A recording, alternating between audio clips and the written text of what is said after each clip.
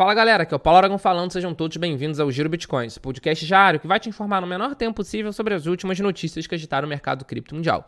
Para começar o episódio de hoje, dia 19 de março, quarta-feira, cada unidade do Bitcoin está custando ali aproximadamente seus 84 mil dólares americanos, com uma alta considerável nas últimas 24 horas de aproximadamente 3,5%.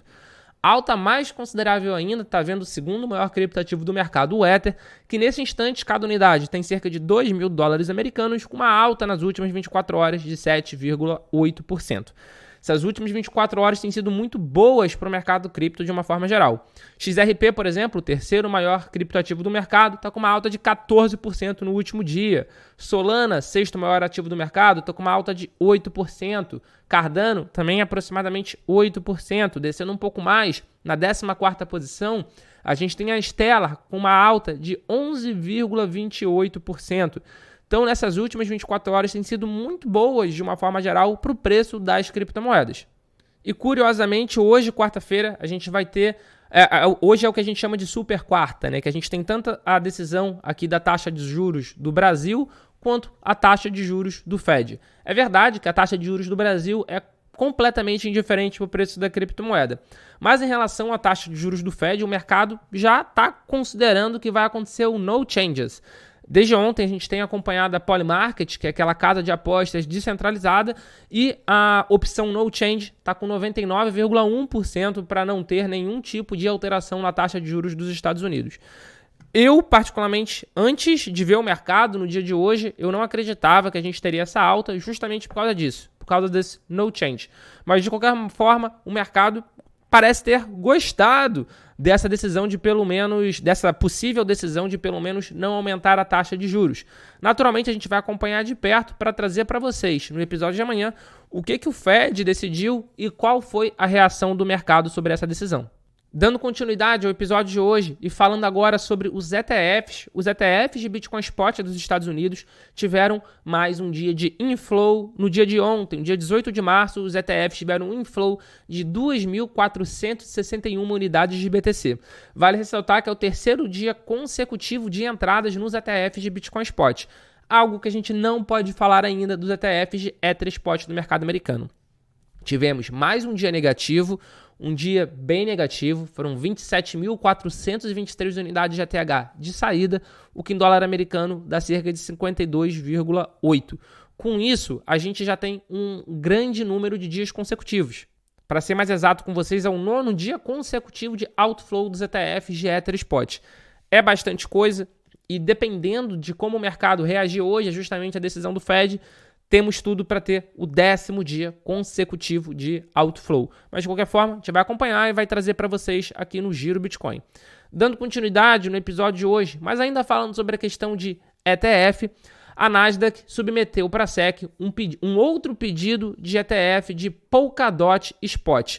Vale ressaltar que há um mês atrás, eles já submeteram um pedido da gestora CBOE e agora eles estão submetendo a questão do 21 Shares.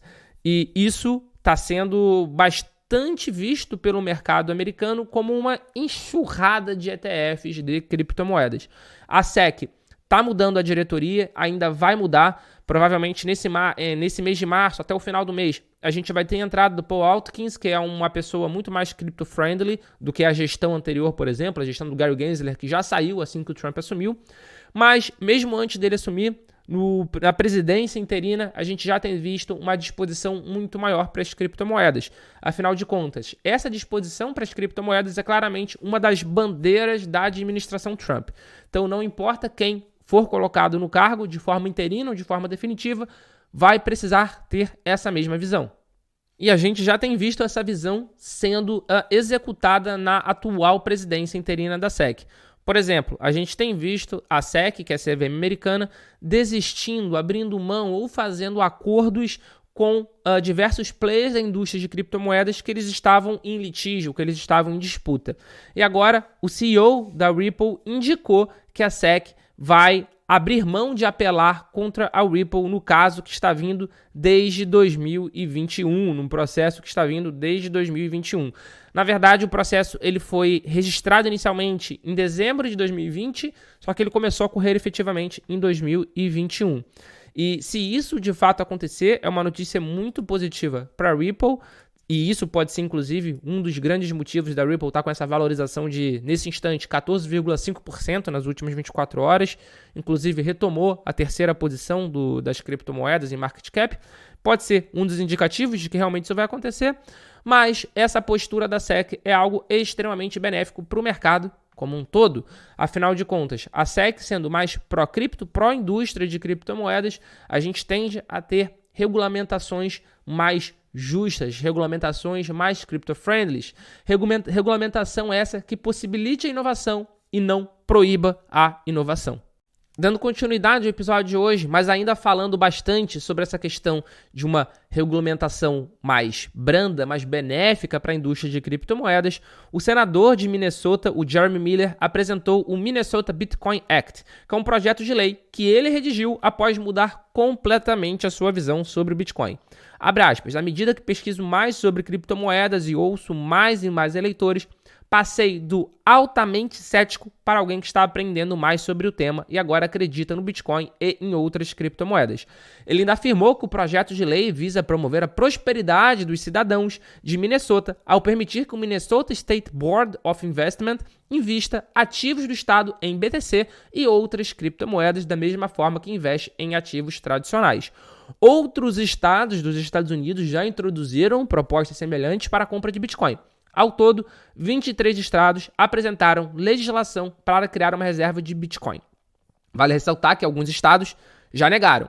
Outros estados, como o Texas, já aprovaram e estão andando a passos largos para começarem uma reserva própria de Bitcoin. E tudo isso enquanto o próprio Estados Unidos, como nação, já criou também a sua reserva estratégica de Bitcoin, utilizando, pelo menos momentaneamente, os bitcoins que foram apreendidos. Todos os bitcoins que foram apreendidos pelos Estados Unidos vão diretamente agora para a reserva estratégica, não podem ser vendidos sob hipótese nenhuma, e os Estados Unidos podem comprar mais BTC desde que isso seja budget neutral, ou seja, que isso não crie nenhum problema no orçamento americano, que isso não crie nenhum encargo novo que aumente a carga tributária do contribuinte americano, do pagador de imposto americano. Inclusive, no dia de ontem, a gente teve uma declaração bastante legal do diretor executivo de ativos digitais da administração Trump. Em uma declaração que foi divulgada no dia de ontem, ele falou o seguinte: "We want as much Bitcoin as we can get." Ou seja, a gente quer tanto Bitcoin quanto for possível para a reserva estratégica. Ele ainda indicou ao longo da entrevista, ao longo dessa declaração, que eles estão montando cenários realmente de compras que sejam budget neutral, ou seja, que não influenciem negativamente no orçamento americano. E pelo visto, os Estados Unidos não irão parar nesses cerca de 200 mil BTC que eles já possuem.